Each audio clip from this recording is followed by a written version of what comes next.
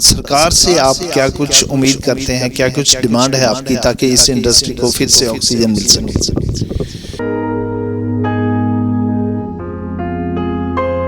Sir, सरकार ही सब कुछ है, ये आप भी जानते हैं, हम भी जानते हैं, मगर मजबूरियां हमारी ऐसी हो गई हैं कि आज के समय में हम लोग किसी भी लेवल पे स्टैंड नहीं कर पा रहे। पिछले 2 वर्षों से हमारी इंडस्ट्री ऐसी सिचुएशन में है कि जहां पर अभी तक सरकार द्वारा किसी प्रकार की कोई मदद नहीं हुई। हमने ऑनलाइन उन्हें यही चीज़ समझाई है कि आप पहले अपनी वैक्सीनेशन करवाइए और सर्टिफिकेट वैक्सीनेशन का आप हमें दीजिए, तब हमें आपको क्लासों में बुलाना है। विश्वास ग्रुप अपने स्टूडेंट्स के लिए जो विदेश जाना चाहते हैं या स्टडी करना चाहते हैं, तो उनके लिए क्या विशेष पैकेज वगैरह कुछ ऑफर कर रहा है?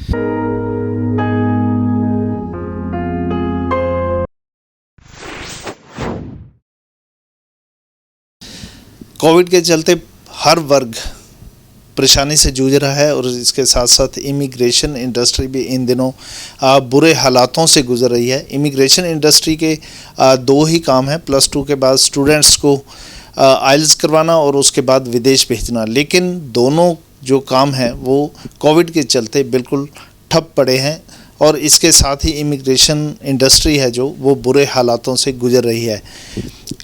पुरुषोत्तम भट्टी जी विश्वास ग्रुप के चेयरमैन, जो पिछले लंबे समय से इस इंडस्ट्री के साथ जुड़े हुए हैं और अपनी सेवाएं दे रहे हैं, आज इन्हीं मुद्दों पर हमारे साथ बातचीत करने के लिए मौजूद हैं। पुरुषोत्तम जी, बहुत बहुत स्वागत है आपका। नमस्कार गुलियानी जी, धन्यवाद आपका कि आपने हमारी इंडस्ट्री की तरफ थोड़ा ध्यान दिया, और बाकी मीडिया कर्मियों से भी हमारा अपील है कि हमारी इंडस्ट्री को एक बार दोबारा से ज़िंदा करने के लिए हमारा साथ दें। जी बिल्कुल। पुरुषोत्तम जी, सरकार से आप क्या कुछ उम्मीद करते हैं, क्या कुछ डिमांड है आपकी ताकि इस इंडस्ट्री को फिर से ऑक्सीजन मिल सके?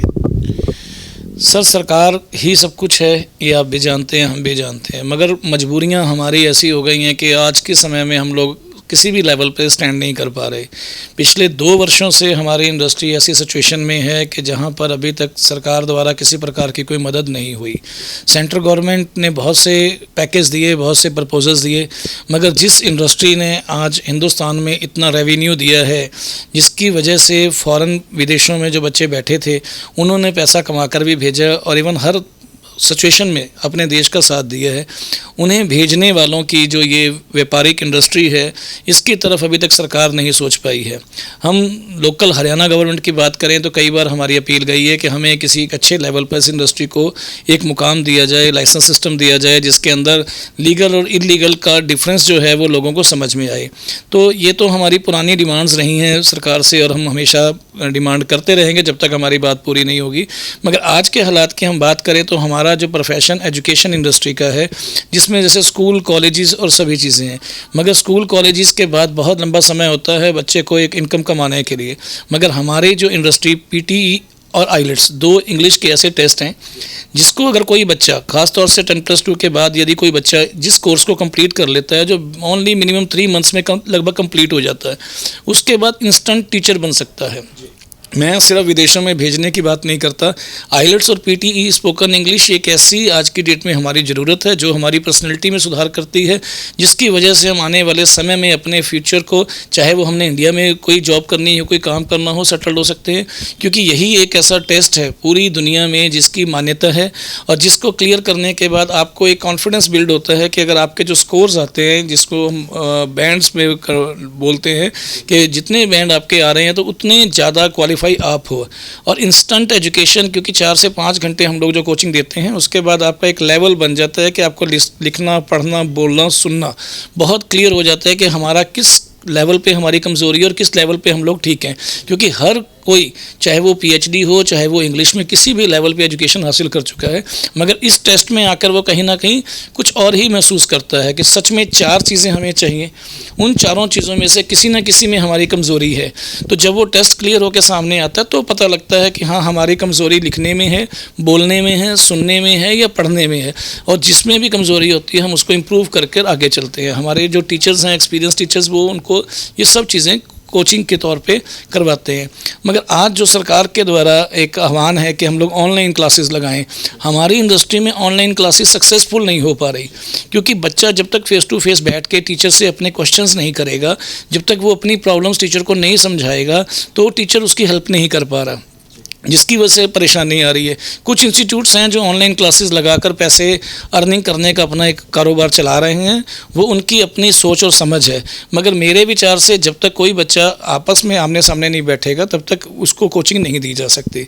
हम सरकार से अपील करते हैं, बार बार अपील करते हैं, और ख़ास तौर से हमारे जो स्टूडेंट्स हैं वो लगभग 18 ईयर्स प्लस हैं, और जैसे सरकार द्वारा गाइडलाइंस दी जा रही हैं उसी गाइडलाइन के मुताबिक हम लोग चल रहे हैं।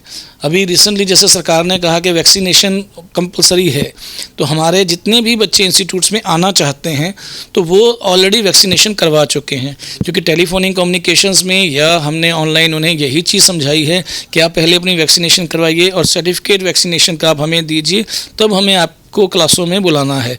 मगर बुला तब पाएंगे जब हमें सरकार परमिशन देगी। सरकार ने जो गाइडलाइंस कोविड के चलते जारी की हैं, और उसके बाद जितने भी स्टूडेंट्स हैं, अगर वो 100% आते हैं तो क्या उससे बीमारी फैलने का खतरा नहीं रहेगा क्या?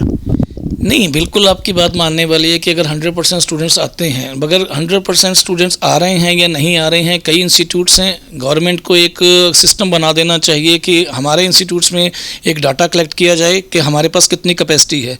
कैपेसिटी के अकॉर्डिंगली, जैसे लास्ट ईयर एक गाइडलाइन आई थी कि 6 फीट का डिफरेंस होना चाहिए, डिस्टेंस होना चाहिए, उसके अकॉर्डिंगली स्टूडेंट्स बैठेंगे। तो अगर इस टाइप से भी अगर हमें किसी तरह की कोई गाइडलाइन गवर्नमेंट दे तो हम लोग गवर्नमेंट के साथ हैं। हम लोग कम से कम टाइम लगाएंगे बच्चों में और ज़्यादा से ज़्यादा बैचेस बनाएंगे, ताकि कम से कम स्टूडेंट्स ज़्यादा से ज़्यादा बैचेस में आ सकें। 10 बच्चों का एक बैच बने जहाँ पर 20 या 30 की कैपेसिटी है।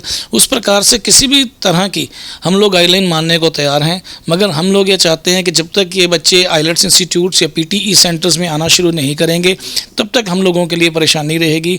और अभी इंटरनेशनल फ़्लाइट्स बंद हैं, सब कुछ बंद है, सिर्फ उम्मीद पे हम लोग जिंदा हैं कि हमारी जो फाइलिंग हो रही है, हमारे जो डॉक्यूमेंटेशन वर्क चल रहा है, इस डॉक्यूमेंटेशन वर्क को आगे बढ़ाए, और इसके बाद जैसे ही वीज़ा स्टार्ट होंगे तो बच्चे फ़्लाइट पकड़ पाएंगे, हम लोगों की रोजी रोटी चलेगी। सर, कुछ स्टूडेंट ऐसे भी हैं जिनका वीज़ा आ चुका है लेकिन वो विदेश अभी तक नहीं जा पा रहे, तो उसमें उनका भविष्य पर क्या कुछ दुष्प्रभाव पड़ेगा इस चीज़ का? देखिए, सबसे बड़ी प्रॉब्लम हमारी इंडस्ट्री की यही है कि लोग जब तक फ़ॉरेन नहीं पहुंच जाते वो हमारी इंडस्ट्री पे बिलीव नहीं करते। और दूसरी बात, अगर हम लोग लेके चलें कि फाइनेंशियल लेवल की जो सपोर्ट है हमें वीज़ा सक्सेस के बाद ही मिलती है, और वीज़ा सक्सेस के साथ साथ फ़्लाइट के बाद।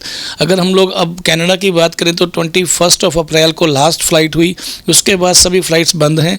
ऑस्ट्रेलिया की सभी फ़्लाइट्स पिछले 2 साल से बंद हैं, न्यूजीलैंड की फ़्लाइट 2 साल से बंद है। सिर्फ UK जो कंट्री है हमारा इंग्लैंड कंट्री, उसने कुछ फ़्लाइट्स ओपन रखी। अभी रिसेंटली लॉकडाउन के टाइम पे भी बच्चे गए, उसने एक क्राइटेरिया दिया कि क्वारंटाइन पीरियड के लिए बच्चों ने पेमेंट पे की, और उन्होंने उन्हें क्वारंटाइन रख के 10 दिन 15 दिन, उसके बाद उन्हें आज स्कूल क्लासेस लगाने की परमिशन दी। मगर बाकी सभी कंट्रियों में हमारी फ़्लाइट्स बंद हैं। लेकिन मैं फिर भी बच्चों से बार बार अपील करता हूँ कि किसी भी तरह की घबराने की ज़रूरत नहीं है, क्योंकि वर्ल्ड वाइड ये प्रॉब्लम है, सारी दुनिया इस प्रॉब्लम से वाकिफ़ है और अच्छी तरह जानती है। लेकिन उसमें बच्चों का फ्यूचर सिक्योर है, क्योंकि जो बच्चे लाइन में हैं, जिन बच्चों का वीज़ा आ चुका है, जो बच्चे सिर्फ फ़्लाइट के लिए पेंडिंग है, या कुछ बच्चे वीज़ा के लिए भी पेंडिंग है, फाइलिंग प्रोसेस कंप्लीट हो चुका है, तो वो सिर्फ वेट करें। और उनके पास इस टाइम पे इसी आइलेट्स कोचिंग सेंटर की मैं बात करूंगा, जो ऑलरेडी कर चुके हैं वो और दोबारा से टेस्ट दोबारा करें, क्योंकि जिनके 6 बैंड आए हुए हैं वो 7 और 8 बैंड के लिए फ़ाइट कर सकते हैं।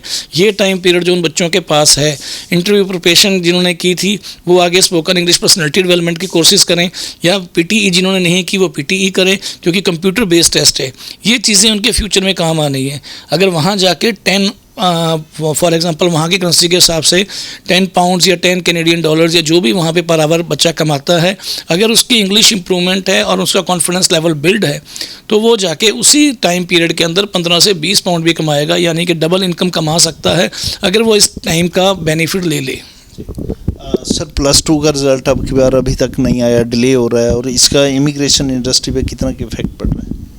हमें इस बात के लिए तो हम सरकार को मुबारकबाद देना चाहेंगे कि उन्होंने पहली बार मेरे नॉलेज में तो ऐसा हुआ है कि बच्चों की प्रॉब्लम को समझते हुए विदाउट एग्जामिनेशन, ताकि बच्चे टेंशन ना लें, प्रेशर ना लें, सभी बच्चों को उन्होंने पास मार्किंग दे दी।